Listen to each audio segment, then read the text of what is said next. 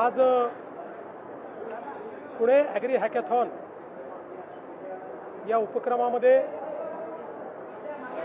कृषीच्या क्षेत्रामध्ये अतिशय सुंदर अशा प्रकारचे विविध संशोधनं हे मांडण्यात आले। त्यातल्या 9 क्षेत्रांमध्ये 18 लोकांना आम्ही पुरस्कार दिले आहेत। ज्यांना पुरस्कार मिळाले आहेत त्यांचे इनोव्हेशन आम्ही इन्क्युबेट करू, त्याला स्टार्टअपमध्ये परिवर्तित करू आणि शेतकऱ्यांना त्याचा फायदा होईल अशा पद्धतीनं आम्ही प्रयत्न करू। मागील वर्षीच्याही ॲग्री हॅकॅथॉनमधील जे विजेते होते त्यापैकी 4 प्रॉडक्ट्स आता मार्केटला आले आहेत, 12 अजून मार्केटमध्ये येण्याच्या तयारीत आहेत। यामध्ये माती परीक्षणापासनं, कीड व्यवस्थापनापासनं, पेरणी तंत्रापासनं, कापणी तंत्रापर्यंत प्रत्येक क्षेत्रामध्ये इनोव्हेशन करण्यात आलेलं आहे। ज्या गोष्टी आपण शेतीकरता वापरतो त्या प्रत्येक गोष्टीत अतिशय ऑप्टिमम त्याचा उपयोग कसा करायचा की जेणेकरून उत्पादन खर्च कमी होईल, पाणी कमीत कमी लागेल, युरिया असेल, DAP असेल, न्यूट्रिएंट्स असतील, या प्रत्येक गोष्टीचं रॅशनलायझेशन करणाऱ्या अशा प्रकारच्या हे सगळे प्रयोग आहेत। त्यामुळे शेती क्षेत्राला याचा मोठा उपयोग होईल। मी 2 घोषणा आज केल्या आहेत। हे जे पुणे ॲग्री हॅकॅथॉन आहे हे पुढच्या वर्षीपासनं संपूर्ण महाराष्ट्राच्या स्तरावर आम्ही करू। त्याला महाराष्ट्र ॲग्री हॅकॅथॉन म्हणण्यात येईल आणि याच्यामध्ये पहिला पुरस्कार दरवर्षी एक पहिला पुरस्कार हा स्वर्गीय अजितदादा पवार यांच्या नावाने देण्यात येईल। तेच आता ठरवू, पुण्यात करू। कर्जमाफीच्या संदर्भातली आमची तयारी अंतिम टप्प्यामध्ये आहे। या संदर्भात कॅबिनेट सब कमिटीची बैठक झालेली आहे। काही अधिकची माहिती आम्ही मागवली आहे, ती आल्यानंतर आम्ही ही प्रक्रिया सुरू करू। 30 जून पूर्वी कर्जमाफी आम्ही करणार आहोत। काल मला पार्थ पवार येऊन भेटले। काही 2-3 प्रशासनिक विषय होते, काही राजकीय विषय होते, त्याच्यावर त्यांनी माझ्याशी चर्चा केली। मला असं वाटतं की आम्ही मित्रपक्ष आहोत, त्यामुळे ते मला येऊन भेटणं ही काही फार मोठी बातमी आहे असं मला वाटत नाही। राज्यात कुठलंही ऊर्जा संकट नाही।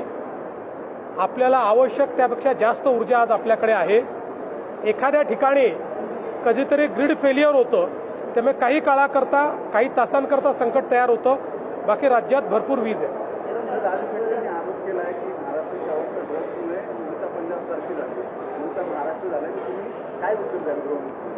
असं आहे की आपल्याला आकडेच या ठिकाणी पाहायला मिळतात।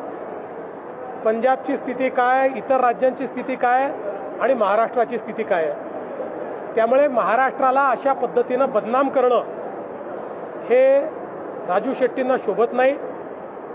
अर्थात अंमली पदार्थ हा एक हे मोठं आव्हान आहे, केवळ महाराष्ट्रासमोर नाही संपूर्ण देशासमोर आहे।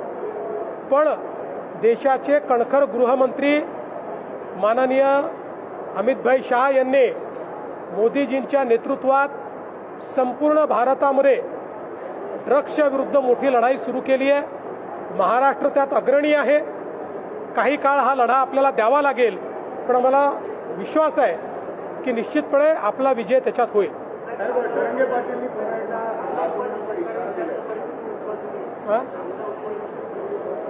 असं आहे की आता जी काही आंतरराष्ट्रीय परिस्थिती आहे त्यामुळे आपला कांदा बांगलादेशातही जात नाही आहे, आखाती देशातही जात नाही आहे। उत्पादन अधिक आहे, त्याला खरीदार कमी आहे आणि म्हणूनच कालपासनं केंद्र सरकारने इंटरव्हेन्शन सुरू केलं आहे। 12.5 रुपयाच्या भावाने केंद्र सरकार कांदा खरेदी करत आहे, ती सुरू झालेली आहे। त्यामुळे काही ना काही दिलासा हा शेतकऱ्यांना निश्चित मिळेल। धर्म पक्षांनी पुन्हा एकदा आंदोलनाचा इशारा दिलेला 30 तारखेपासून पुन्हा एकदा ते आंदोलनावर बसणार आहे. त्यांच्या मागण्या दोन एक सातारा गॅजेट लागू करा आणि व्हॅलिडिटी सर्टिफिकेट तातडीने द्या. असं आहे, सातत्याने मराठा समाजाकरता राज्य सरकारने अनेक गोष्टी केल्या आहेत. यामध्ये सारथी संस्था तयार करून आपले अनेक मराठा तरुण IAS, IPS, MPSC स्पर्धा परीक्षांमध्ये आज त्या ठिकाणी उत्तम यश संपादन करतायत. अण्णासाहेब पाटील आर्थिक विकास महामंडळातनं रेकॉर्ड इतके उद्योजक मराठा समाजातले आपण तयार केले आहेत. शिक्षणाचं क्षेत्र असो, सगळ्या स्कॉलरशिप आपल्या चाललेल्या आहेत. ज्यांना हॉस्टेलमध्ये जागा मिळत नाही त्यांच्याकरता निर्वाह भत्त्याची योजना आपण चालवतो. नवीन हॉस्टेल्स तयार करतो. कुठलीही योजना बंद नाही आहे. या ठिकाणी प्रमाणपत्र मागितलं आहे आणि खूप प्रमाणपत्र पेंडिंग आहेत अशी परिस्थिती नाही. जे प्रमाणपत्र मागितले जातात त्यातले जे त्या नियमात बसतात ते सगळे दिले जातात आणि पेंडन्सी कुठेही फारशी तुम्हाला त्या ठिकाणी पाहायला मिळत नाही.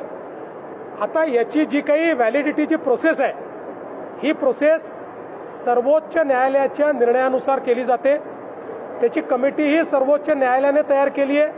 त्याचे निकषही सर्वोच्च न्यायालयाने तयार केली आहे.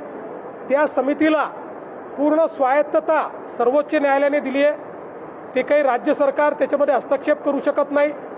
त्यामुळे त्या नियमानुसार कमिटी व्हॅलिडिटी देखील करते आणि सातारा गॅझेटचा जो काही या ठिकाणी संबंध आहे, आपल्याला माहिती आहे हैदराबाद गॅझेट दिल्यानंतर त्याची केस ही आत्ता माननीय उच्च न्यायालयामध्ये चाललेली आहे. अजून त्या केसचा निकाल लागलेला नाही. त्यामुळे कंटेम्प्ट ऑफ कोर्ट कुठेही होऊ नये या दृष्टीनं त्या ठिकाणी आमच्या लॉ अँड ज्युडिशरी डिपार्टमेंटनी जे काही सल्ला दिलेला आहे त्या सल्ल्यानुसार आम्ही काम करतो. कुठेही मराठा समाजाकरता आम्ही केलेल्या योजना स्लो केल्या नाहीत, बंद केल्या नाहीत. उलट अधिक ताकदीनं आम्ही त्या चालवतो आणि जेवढं मराठा समाजाकरता मुख्यमंत्री म्हणून मी आणि एकनाथराव शिंदेजींनी केलं, मला वाटत नाही की महाराष्ट्राच्या इतिहासात कुठल्याच सरकारमध्ये झालेलं आहे. तथापि लोकशाही आहे, प्रत्येकाला मत व्यक्त करण्याचा अधिकार आहे, त्याला तुम्ही थांबवू शकत नाही.